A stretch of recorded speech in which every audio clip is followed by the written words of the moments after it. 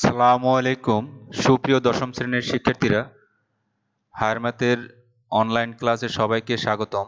আশা করি তোমরা সবাই ভালো আছো, সুস্থ আছো এবং তোমাদের যে পরীক্ষাগুলো ইতিপূর্বে শেষ হয়েছে অবশ্যই তোমরা সেই পরীক্ষাগুলো খুব ভালোভাবে দিয়েছো। তো আগামীতে আমাদের যে পরীক্ষাটি রয়েছে আগামীকালকে, সেটি হচ্ছে আমাদের হায়ার ম্যাথের পরীক্ষা। তো হায়ার ম্যাথের উপরে আমরা আগে যে ক্লাসগুলো করেছি পর্যায়ক্রমে, আমরা অনলাইনে যে ক্লাসগুলো করেছি সেই অনলাইন ক্লাসের বেসিসেই তোমাদের প্রশ্নটি করা হয়েছে। যারা অনলাইন ক্লাসে সংযুক্ত ছিলে বা নিয়মিত ক্লাসগুলো করছে অবশ্যই তাদের পরীক্ষাটা খুব চমৎকার হবে।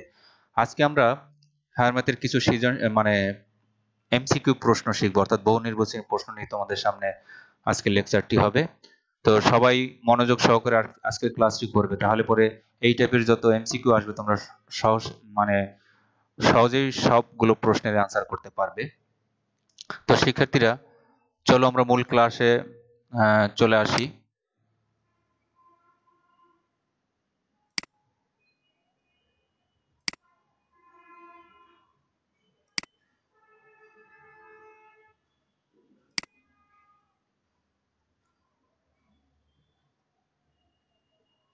এসো, আজ আমরা কিছু এমসিকিউ শিখব। দেখো, 1 নম্বর যে প্রশ্নটি রয়েছে এখানে বলা হয়েছে A proper subset of B.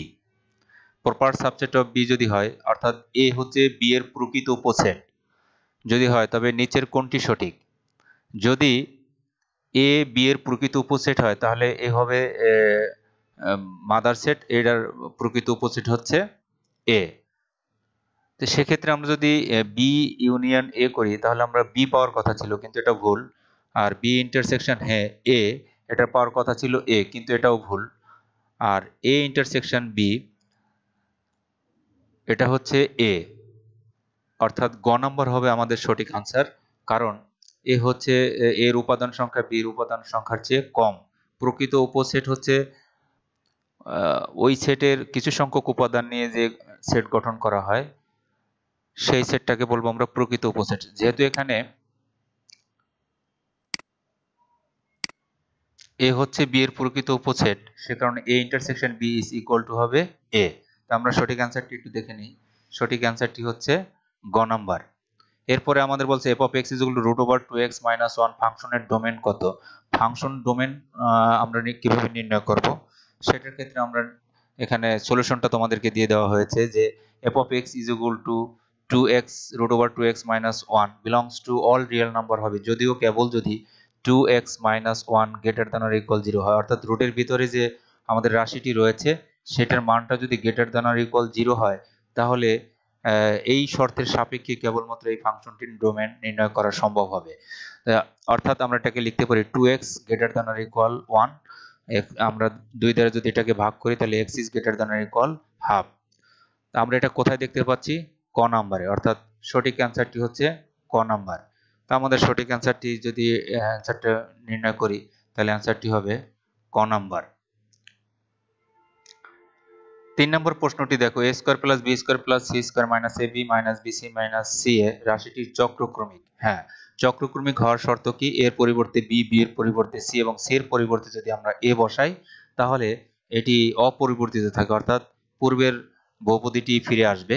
সে কারণে যদি পূর্বের বহুপদীটি ফিরে পাই তাহলে সেটি হবে চক্রক্রমিক। এটি হচ্ছে চক্রক্রমিক।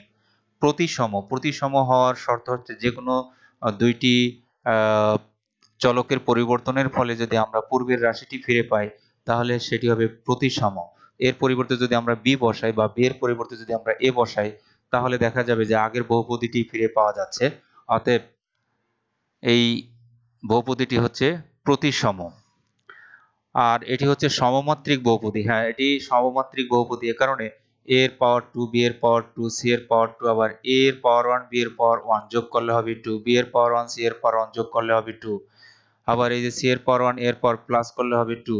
অতএব এটি একটি সমমাত্রিক বহুপদী। তাহলে সঠিক অ্যান্সারটি হচ্ছে 1 2 3 4, 1 2 3, 4 নম্বর অপশনটা। তো সঠিক অ্যান্সারটি হচ্ছে 4। তারপর আংশিক ভগ্নাংশের নিচের কোনটি? আমরা এটাকে এখানে যদি আমরা একটু লিখে নিই, আমরা লিখতে পারি যে এই জায়গায় যদি আমরা একটু লিখি যে আমরা লিখতে পারি x বাই এটা যদি x স্কয়ার মাইনাস 9 অর্থাৎ x স্কয়ার মাইনাস 3 স্কয়ার অর্থাৎ আমি লিখে নিতে পারি x প্লাস 3 আর একটা হচ্ছে x মাইনাস 3। এটা সমান আমরা ধরে নেই কি a by x plus 3 plus b by x 3। এখন একটু খেয়াল করো শিক্ষার্থীরা, আমরা a by x plus 3 plus b by x minus 3 এটাকে আমরা আংশিকের দুটি কনস্ট্যান্ট ধরে নিলাম, আংশিক এটি আমাদের অভেদ আকারে রয়েছে। তো এখন আমরা যদি এর মান নির্ণয় করতে চাই, এর নিচে যে উৎপাদকটি রয়েছে x প্লাস 3 এটা সমান আমরা 0 বসাবো, অর্থাৎ x প্লাস 3 যদি 0 বসাই তাহলে আমরা x এর মানটা পেয়ে যাব -3। এখন এই -3 কোথায় বসাবো? বাম পক্ষে যে ভগ্নাংশটি রয়েছে x মাইনাস এই x প্লাস 3 এখানে বসাবো না, এটা অফ রাখবো। এটাকে অফ রেখে আমরা এই উপরে নিচে বসাই দেব। অর্থাৎ আমাদের মনে রাখতে হবে যেটা সমান আমরা মানটা বসাবো এটা আমরা মুছে দিলাম। আমরা যেহেতু এটার মান নির্ণয় করতেছি তাহলে x মাইনাস 3 এখানে আমরা উপরে নিচে এই জায়গায় মান বসাবো, তাহলে এর মানটা পেয়ে যাব। কত মান বসাবো? এর মান -3। এখানে -3 যদি বসাই, এখানে যদি -3 বসাই, -3/-6 কাটলে হয় কত? মাইনাস মাইনাস চলে যায় 1/2, এর মান আসবে 1/2, এর মানটা আসবে 1/2, এর মানটা আমরা পেয়ে যাব 1/2, অর্থাৎ এর মান আমাদের এখানে আসবে হচ্ছে 1/2। সেটা কিভাবে বললাম? যে এই যে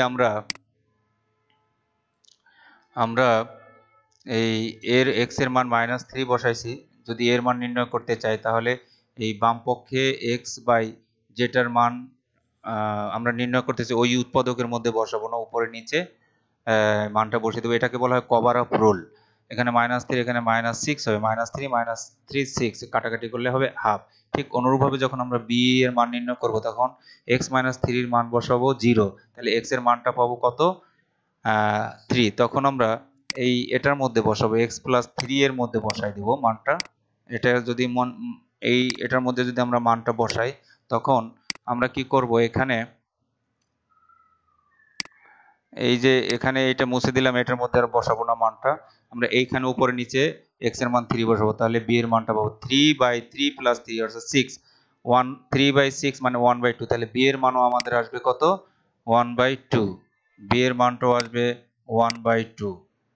তাহলে এই মানগুলো যদি আমি এখন উপরে নিচে উপরে বসাই, এখানে মানটা বসাবো যে 1/2, এখানে 1/2, তাহলে এখানে আমি লিখতে পারি যে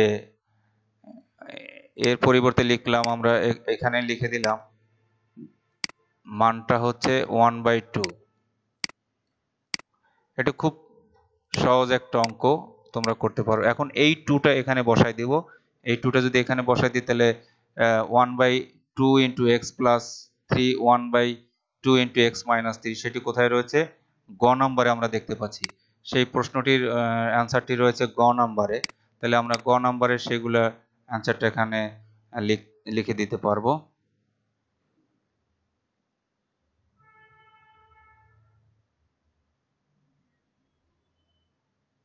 তো শিক্ষার্থীরা তোমরা নিশ্চয়ই বুঝতে পেরেছো যে আসলে সঠিক অ্যান্সারটি কি হবে। আমাদের সঠিক অ্যান্সারটি হচ্ছে গ number, 1/2 x plus 3 plus 1/2 x minus 3।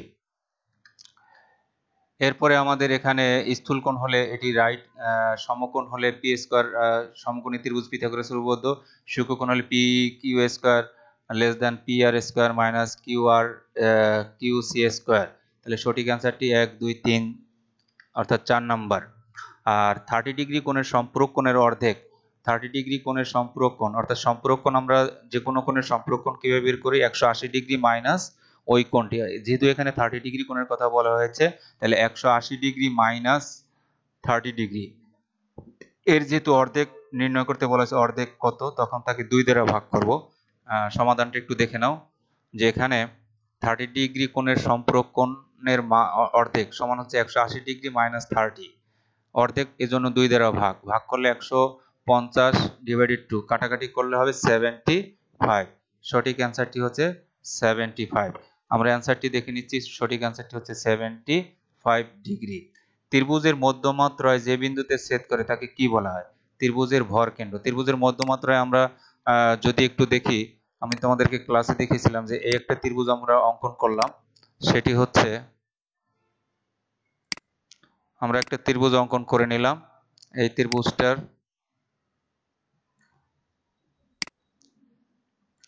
এটা হচ্ছে এ, এটা হচ্ছে আমাদের বি, এটা হচ্ছে সি। তাহলে মধ্যমাত্রায় বিপরীত বাহুর মধ্যবিন্দুতে আমরা শীর্ষ থেকে রেখাংশ টানবো, এটাকে বলা হয় মধ্যমা। মধ্যমা কাকে বলে? ত্রিভুজের শীর্ষ থেকে বিপরীত বাহুর মধ্যবিন্দু সংযোগের রেখাংশকে বলা হয় মধ্যমা। তাহলে এডি একটি মধ্যমা, এ ডি একটি মধ্যমা, আবার এভাবে বিডি একটি মধ্যমা, বিই, আবার সিএফ একটি মধ্যমা, সিএফ এটি একটি মধ্যমা। এই মধ্যমাত্রায় যে বিন্দুতে ছেদ করে এই বিন্দুটাকে আমরা বলি সাধারণত ভর কেন্দ্র। এটাকে জি দ্বারা প্রকাশ করা হয়। কি দ্বারা? জি দ্বারা। মনে রাখবে, ত্রিভুজের মধ্যমাত্রায় যে বিন্দুতে ছেদ করে তাকে কি বলা হয়? ত্রিভুজের ভর কেন্দ্র। এটি হচ্ছে ত্রিভুজের ভর কেন্দ্র। শিক্ষার্থীরা তোমরা নিশ্চয়ই বুঝতে পেরেছো যে আসলে ভর কেন্দ্রটা কিভাবে আমরা এখান থেকে নির্ণয় করতে পারলাম। তারপর ত্রিভুজের পরিকেন্দ্র, ভরকেন্দ্র, লম্ববিন্দু দ্বারা গঠিত ত্রিভুজের ক্ষেত্রফল কি হবে? কত বর্গ একক? 0। কারণ ত্রিভুজের পরিকেন্দ্র, ভরকেন্দ্র, লম্ববিন্দু একই সরলরেখায় অবস্থিত, আর একই সরলরেখায় অবস্থিত হলে তিনটি বিন্দু, সেটি দ্বারা কখনো ত্রিভুজ গঠন করা যায় না। যদি ত্রিভুজই গঠন করা না যায় তাহলে সেই ত্রিভুজের কোনো ক্ষেত্রফল নির্ণয় করা সম্ভব নয়।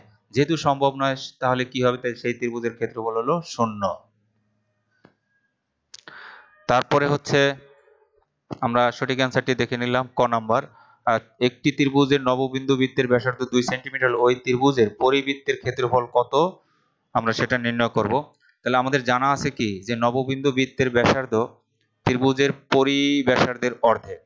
সুতরাং ত্রিভুজের পরিব্যাসার্ধ হবে কি? নববিন্দু বৃত্তের ব্যাসার্ধের দ্বিগুণ। এই যে এখানে লেখা আছে 2 ইনটু নববিন্দু বৃত্তের ব্যাসার্ধ। তাহলে এখানে নববিন্দু বৃত্তের ব্যাসার্ধ 2 দেওয়া আছে, 2 ইনটু 2 অর্থাৎ 4 একক।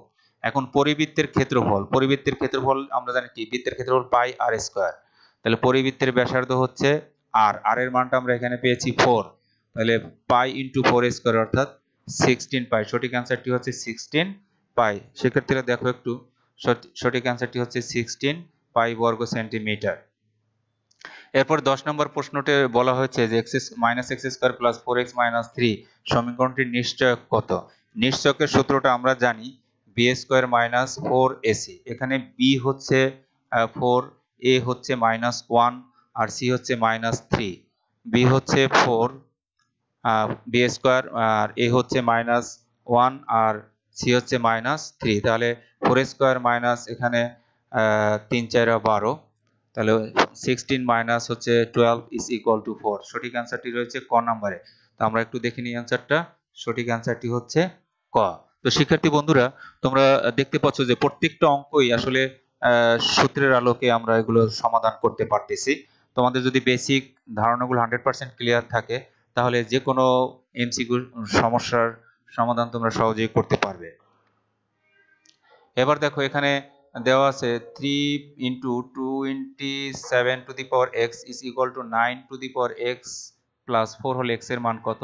এটা আমরা খুব সহজেই সমাধান করতে পারি। এখানে তোমাদেরকে সমাধান করে দেখানো হলো যে আমরা এটাকে লিখতে পারি 3 ইন্টু 3 পাওয়ার কিউব, পাওয়ার হলো x, কারণ 27 কে আমরা লিখতে পারি 3 টু দি পাওয়ার কিউব এর whole to the power x is equal to এখানে 3 স্কয়ার, 3 স্কয়ারের পাওয়ার হলো x প্লাস 4, 3 স্কয়ার 9 কে আমরা লিখতে পারি হচ্ছে 3 স্কয়ার পাওয়ার x প্লাস 4। এখন এই পাওয়ারে গুণ হল 3 টু দি পাওয়ার 3x, এখানে আমরা যদি 2 দ্বারা গুণ করি 3 to the power 2x plus 8। এবার এখানে এই 3 এর পাওয়ার 1, এই 3 এর পাওয়ার 3x যোগ হয়ে যাবে পাওয়ার যেহেতু বেস সমান 1 + 3x = 3^2x + 8।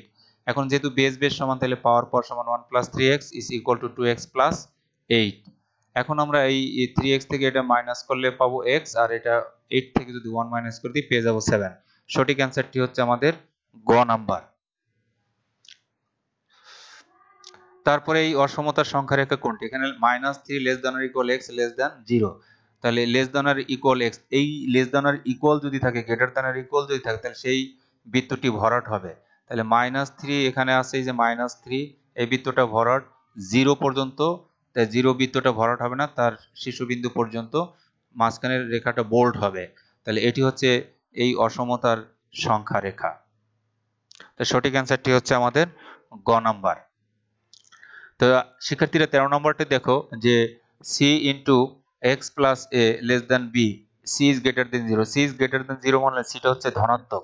ধনাত্মক যদি হয় তাহলে অসমতার উভয় পক্ষকে ধনাত্মক মান দ্বারা ভাগ করলে চিহ্নের কোনো পরিবর্তন হয় না। যদি লেস দ্যান থাকে লেস দ্যান থাকবে, গ্রেটার দ্যান থাকলে গ্রেটার দ্যান হবে। কিন্তু যদি এটা <0 হতো তাহলে এই ঋণাত্মক মান দ্বারা অসমতার উভয় পক্ষের মানকে গুণ বা ভাগ করলে অসমতার সাইন পরিবর্তন হয়ে গ্রেটার দ্যান লেস দ্যান হয়, লেস দ্যান গ্রেটার দ্যান হয়। যেহেতু এটা ধনাত্মক সেই ক্ষেত্রে কোনো পরিবর্তন আসবে না। আমরা সমাধান পাশে দেখিয়েছি। যেহেতু ধনাত্মক এই জন্য এই সি দ্বারা উভয় পক্ষকে ভাগ করছি আমরা, তাহলে এই সি দ্বারা এই বাম পক্ষকে ভাগ করলে x + a হবে, আর ডান পক্ষকে ভাগ করলে হবে b/c। এখন আমরা পক্ষান্তর করলাম বা উভয় পক্ষ থেকে a মাইনাস করে দিলাম, তাহলে এখানে আমরা পেয়ে গেলাম x < b/c - a। এটি আমাদের কোথায় রয়েছে? খ নম্বর প্রশ্নের মধ্যে আমরা এই অপশনটি দেখতে পাচ্ছি। তাহলে সঠিক অ্যান্সারটি হবে আমাদের খ। তো শিক্ষার্থী বন্ধুরা, সঠিক অ্যান্সারটি হচ্ছে আমাদের খ। এরপরে বলছে যে কোন অনুক্রমের n-তম পদ হচ্ছে 1 - 1 to the power n divided 2, এর 20তম পদ কত? 20তম পদটা আমরা যদি নির্ণয় করি, n এর পরিবর্তে আমরা 20 লিখে দেব, এখানে 20 লিখে দেবো। তাহলে -1 এর পর এটা জোর, তাহলে মাইনাসটা চলে যাবে, শুধু 1 হবে। তো 1 - 1 divided 2, তাহলে উপরে থাকে 0, নিচে 2 = 0। সঠিক অ্যান্সারটি হচ্ছে আমাদের গ নম্বরে। অ্যান্সারটি হচ্ছে গ নাম্বার। তো শিক্ষার্থী বন্ধুরা, তোমরা নিশ্চয়ই বুঝতে পেরেছো যে এই টাইপের প্রশ্নগুলোর অ্যান্সারটা আমরা কিভাবে করতে পারি। এবার আসো 15 নম্বর প্রশ্ন। বলা হয়েছে যে -980° এই কোণটি কোন চতুর্ভাগে থাকবে? এই কোণটি আসলে কোন চতুর্ভাগে থাকবে? আমি বলছিলাম যদি ঋণাত্মক কোণ হয় তাহলে ঘড়ির কাঁটার দিকে ঘোরাতে হবে, আর যদি ধনাত্মক কোণ হয় তাহলে ঘড়ির কাঁটার বিপরীত দিকে ঘোরাতে হবে। সেক্ষেত্রে কিভাবে ঘোরাবো? আমরা এটাকে ভেঙে নেব, 90 দিয়ে গুণ করে 90° দিয়ে ভাগ করব প্রথমে। তাহলে আমরা 900 - 80°, এই 900°কে আমরা লিখতে পারি 90° × 10 - 80°। তাহলে আমরা কয় সমকোণ অতিক্রম করব? 10 সমকোণ। কোন দিকে? ঘড়ির কাঁটার দিকে। তো এটার চিত্রটা একটু দেখো শিক্ষার্থীরা। এলো আমাদের চিত্রটা ঘড়ির কাঁটার দিকে, যে এখান থেকে ঘোরানো হয়ে এভাবে এলো 4 সমকোণ, এখান থেকে ঘুরে এভাবে আসতেছে, এটা হচ্ছে আমাদের 8 সমকোণ, এটুক ঘুরলে হবে 9 সমকোণ, এখান থেকে এই পর্যন্ত গেলে হলো কত? 10 সমকোণ, 80° এই পর্যন্ত 80°, অর্থাৎ এই কোণটি হচ্ছে দ্বিতীয় চতুর্ভাগে। কোন চতুর্ভাগে? দ্বিতীয় চতুর্ভাগে। কারণ এটি first quadrant, second quadrant, third quadrant, fourth quadrant, তাহলে কোনটি থাকতেছে কোন চতুর্ভাগে? দ্বিতীয় চতুর্ভাগে। এরপর দেখো cos 2π + π/6 এর মান কত? cos 2π + π/6 এর মান কত? আমরা জানি cos 360° + θ = cos θ, এটি ফার্স্ট কোয়াড্রেন্টে। আর cos π/6 মানে হলো 30°, cos 30° এর মান হলো √3/2। সঠিক অ্যান্সারটি রয়েছে আমাদের খ নম্বরে, √3/2। এবার দেখো 17 নম্বর প্রশ্ন। এটি একটি সূচক সংবলিত প্রশ্ন। আমরা এটার সমাধান দিতে পারি। এই যে এখানে লেখা আছে কিউব রুট অফ x⁻36, তাহলে এটার মানেই হচ্ছে x⁻36/3। আমরা এখানে সমাধান দিয়ে দিচ্ছি। এখানে একটু খেয়াল করো, তাহলে আমরা খুব ইজিলি বুঝতে পারবো যে এই যে প্রথম যে কিউব রুট x⁻36, এটাকে আমরা ভেঙে লিখতে পারি 36/3। এই যে 3 আছে এখানে, এই 3টা নিচে চলে আসবে। এখন এই 3 দ্বারা এই 36 কে কাটাকাটি করলে হবে x⁻12, আমরা x টু দি পাওয়ার 12 পেয়ে গেলাম। এখন এই বেজ আর এই বেজ সমান, আর তাহলে এই পাওয়ার পর প্লাস হয়ে যাবে, এই পাওয়ার পর প্লাস করলে হবে x to the power 30, x to the power 30, কারণ 18 আর এখানে রয়েছে 12, 30। এরপর আবার আছে এখানে 2, অর্থাৎ রুট ওভার 2 দেওয়া আছে, তাহলে এটার মানে হচ্ছে 30/2, 30/2, রুটটা চলে গেল। এখন এই 2 দ্বারা যদি আবার 30 কে কেটে দেই তাহলে হবে 15, অর্থাৎ 15, x এর পাওয়ার 15, x এর পাওয়ার 7 ইনটু x এর পাওয়ার এখানে হচ্ছে x এর পাওয়ার 7 ইনটু x এর পাওয়ার এখানে হচ্ছে 15, তাহলে x এর পাওয়ার হবে 20, অর্থাৎ এখানে একটু ভুল হয়েছে, এটা হবে স্কয়ার, এটা স্কয়ার হবে শিক্ষার্থীরা। এই প্রথমে x টু দি পাওয়ার 7 আছে, স্কয়ার হবে, স্কয়ার হলে পরে আমাদের অ্যানসারটি হবে x। সঠিক অ্যানসারটি কত? সঠিক অ্যানসারটি হচ্ছে আমাদের ক নাম্বার।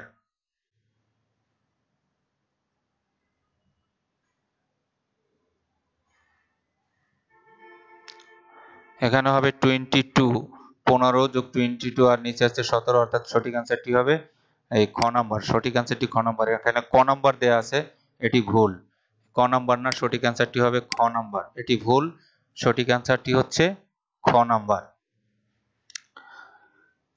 তো আমরা এই 17 নম্বর প্রশ্নের সমাধান শিখলাম। এবার 18 নম্বর প্রশ্নটি যেটি রয়েছে সেটি হচ্ছে, দেখো এখানে 4 লগ বেজ হচ্ছে রুট ওভার m, পূর্ণক হচ্ছে m, plus log root over n, পূর্ণক হচ্ছে n ইজ ইকুয়াল টু 10।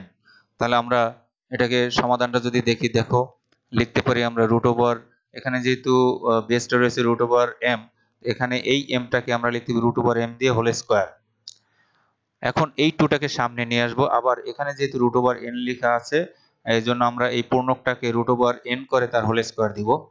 তারপরে আমরা এই যে লগের ধর্ম অনুসারে পূর্ণকের পাওয়ারটা সামনে চলে আসে, 2 into 4 log root over m, আর এই 2 সামনে চলে আসে রুট ওভার n। এখন দেখা যায় যে বেজ এবং পূর্ণক যদি সমান হয় তাহলে তার মান 1, তাহলে 2 ইন্টু 4 ইন্টু 1 প্লাস 2 ইন্টু, এক্ষেত্রেও 1, 8 প্লাস 2 ইজ ইকুয়াল টু 10, তাহলে সঠিক এক নাম্বারটা রাইট, এক নাম্বারটা রাইট। 2 নাম্বারটাও আমাদের রাইট। এখানে আমরা দেখতে পাচ্ছি লগ, গুণ থাকলে হবে যোগ থাকলে হবে গুণ, আর বিয়োগ থাকলে হবে ভাগ। তাহলে প্রথমে log m log n plus আছে এই কারণে লগ m n ইনটু হয়ে গেছে, আর মাইনাস আছে লগ x, এটা এখন মাইনাস থাকলে লগের ধর্ম অনুসারে মাইনাস থাকলে হবে ডিভিশন, অর্থাৎ mn বাই x। 2 নম্বরটাও আমাদের রাইট, 2 নম্বরটাও রাইট। 3 নম্বর অপশনটা আমরা দেখবো এবার। 3 নম্বর অপশনটা হচ্ছে যে x to the power m, এখানে 5তম মূলের m স্কয়ারের 5তম মূল আমরা লিখতে পারি m স্কয়ার লিখে 1/5, এটাকে আমরা যদি পাওয়ার পরে গুণ করি 2/5, অর্থাৎ x সমান আমরা লিখতে পারি এই যে বেজ সমান হলে 2/5, তাহলে সঠিক, এটাও আমাদের রাইট। তাহলে সঠিক অ্যানসারটি কত হবে? সঠিক অ্যানসারটি হবে 4 নাম্বার, অর্থাৎ ঘ।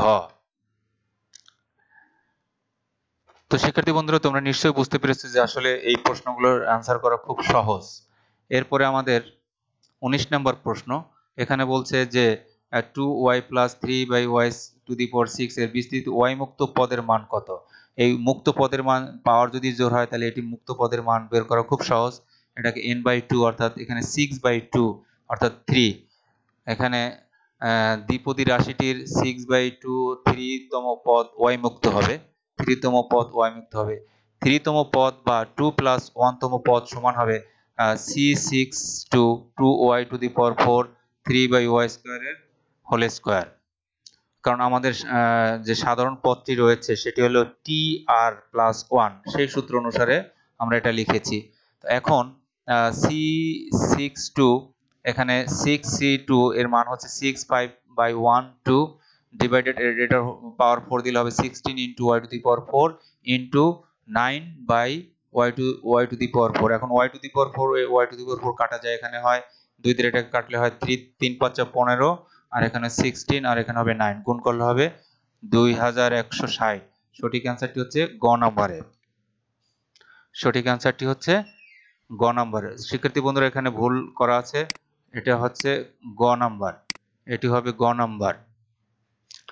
ঠিক আছে, তাহলে একটু আমাদের বুঝে অ্যানসারটি করতে হবে। এটি রাইট অ্যানসারটি হচ্ছে গ নাম্বার। নিচের তথ্যের আলোকে প্রশ্নের উত্তর দাও। এখানে একটি সরলরেখার সমীকরণ দেয়া আছে। রেখাটির ঢাল কত? আমরা এই রেখাটিকে ওয়াই মুক্ত করব এবং ওয়াই এর সহগ এক ব্যতীত অন্য কোনো সহগ রাখা যাবে না। সেই কারণে আমরা জানি Y is equal to mx plus c একটি সমীকরণ। এখানে মাইনাস এই 3x কে ডান পাশে নিলে হবে মাইনাস 3x প্লাস 12। এটাকে y সমান লিখতে পারি মাইনাস 3/4x প্লাস 3, যা y is equal to mx plus c আকারের। রেখাটির ঢাল m is equal two minus 3/4। রেখাটির ঢাল হচ্ছে মাইনাস 3/4, অর্থাৎ ক নাম্বার। সঠিক অ্যান্সারটি হচ্ছে ক নাম্বার। কারণ হচ্ছে এখানে আমরা জানি y is equal to mx plus c, এই টাইপের সমীকরণ mটা হচ্ছে ওই রেখার ঢাল। তো এখানে কি হচ্ছে x এর সহগটা হচ্ছে m, এখানে x এর সহগ হচ্ছে মাইনাস 3/4, তাহলে মানটা হচ্ছে মাইনাস 3/4, অর্থাৎ ক নাম্বার। তারপরে বলা হয়েছে রেখাটি x এবং y অক্ষ সমন্বয়ে গঠিত ত্রিভুজের ক্ষেত্রফল। তাহলে এই রেখাটি x অক্ষ এবং y অক্ষকে কত বিন্দুতে ছেদ করে সেটি আমাদের আগে নির্ণয় করতে হবে। তাহলে এই রেখাটি x অক্ষকে ধরে নিলাম 4 0 এবং y অক্ষকে 0 3 বিন্দুতে ছেদ করে, কারণ y অক্ষকে যখন ছেদ করবে তখন x স্থানাঙ্ক 0, x অক্ষকে ছেদ করলে y স্থানাঙ্ক 0। এটা যদি 0 হয় তাহলে 3 দ্বারা 12 কে ভাগ করলে হবে 4, এজন্য 4 0 বিন্দুতে x অক্ষকে ছেদ করে। আর y অক্ষকে ছেদ করলে x স্থানাঙ্ক 0 হয়, তখন 4 দ্বারা এটাকে ভাগ করলে হয় 3, অর্থাৎ 0 3 বিন্দুতে ছেদ করে। এই দুটি বিন্দুতে ছেদ করে। এখন আমরা এটা যদি ফিগারে দেখতে চাই তাহলে আমরা দেখতে পারি যে এই যে x অক্ষকে 4 0 বিন্দুতে আর y অক্ষকে 0 3 বিন্দুতে ছেদ করছে, a বিন্দু আর b বিন্দু, এটা হচ্ছে মূল বিন্দু। অর্থাৎ এই 4 0 মানে কি, 0 বিন্দু থেকে a বিন্দুর দূরত্ব হলো 4, অর্থাৎ o এর মানটা 4 আর ob এর মানটা হচ্ছে 3। এখন এই ত্রিভুজের ক্ষেত্রফলটা যদি নির্ণয় করি, a ও b ত্রিভুজের ক্ষেত্রফল হবে এখানে যে হাফ ইন্টু ভূমি ইন্টু উচ্চতা। ভূমি হচ্ছে OA আর উচ্চতা হচ্ছে OB। O এর মানটা হচ্ছে 4, OB এর মান হচ্ছে 3। এটা দ্বারা এটা কাটলে হয় 2, 2 দ্বারা 3 কে গুণ করলে হবে 6, 6 বর্গ একক। আমাদের সঠিক অ্যান্সারটি হচ্ছে খ নম্বরে। তারপরে যে প্রশ্নটি রয়েছে যে এই বিন্দু ভেক্টর হচ্ছে, এটি একটি বিন্দু ভেক্টর এবং শূন্য ভেক্টর, কিন্তু এটা একক ভেক্টর নয়, এটি রং 2 নম্বর রং। এই কারণে সঠিক অ্যান্সারটি হচ্ছে আমাদের 2 নম্বর।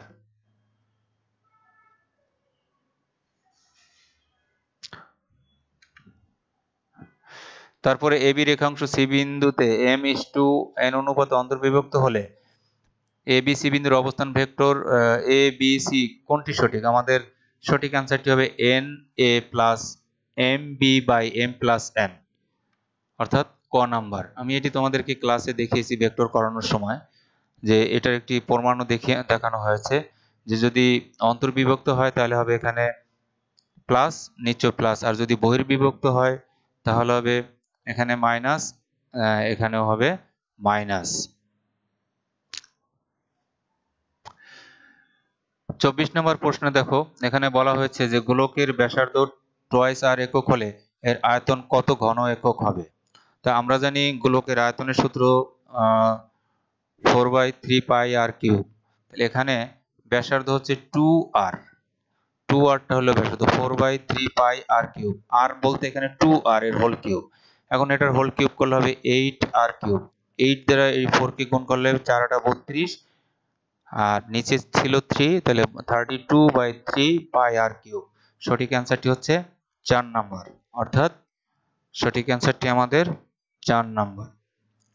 আর 25 নম্বর যে প্রশ্নটি রয়েছে যে একটি সম্ভাবনার একটি ঘটনা যদি এ হয় এর জন্য সম্ভাবনার সীমা কোনটি? সীমা হচ্ছে, আমরা সম্ভাবনার সীমা জানি 0 less than or equal probability of a less than or equal 1, অর্থাৎ 4 নাম্বার। তো শিক্ষার্থী বন্ধুরা, এই ছিল আজকের 25টি এমসিকিউ প্রশ্নের সমাধান। আশা করি তোমরা এই প্রশ্নগুলো যদি দেখো তাহলে আগামী পরীক্ষাগুলো ভালোভাবে দিতে পারবে। এই টাইপের যে কোনো প্রশ্ন আসতে পারে, তো তোমরা অবশ্যই এই প্রশ্নগুলো বারবার দেখবে। যেটা 2টা প্রশ্ন ভুল ছিল সঠিক অ্যান্সার কিন্তু টিক মার্ক দেওয়া হয়েছে, তোমরা সঠিক অ্যান্সারটাতে টিক দিবে, কেমন? তো সকলকে ধন্যবাদ জানিয়ে আজকের ক্লাস এখানেই শেষ করছি। আল্লাহ হাফেজ, সবাই ভালো থাকবে, সুস্থ থাকবে এই প্রত্যাশা রইল।